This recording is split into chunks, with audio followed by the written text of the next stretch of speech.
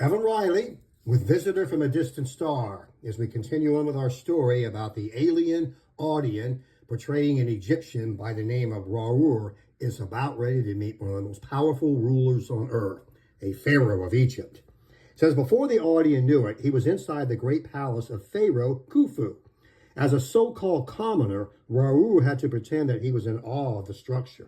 However, coming from Audi, the most advanced civilization in the universe, he had seen the splendors of his planet and the most magnificent buildings anyone could ever observe.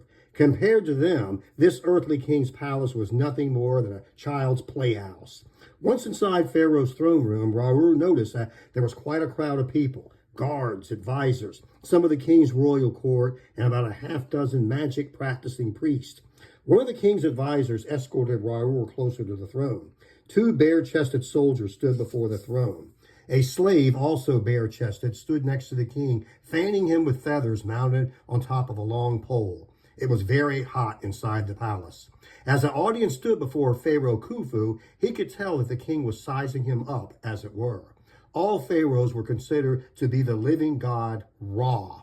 It was in their power to see to it whether anyone lived or died. This king was no exception. So we'll pause here then. You can find this book, Visitor from a Distant Star, on Amazon.com books.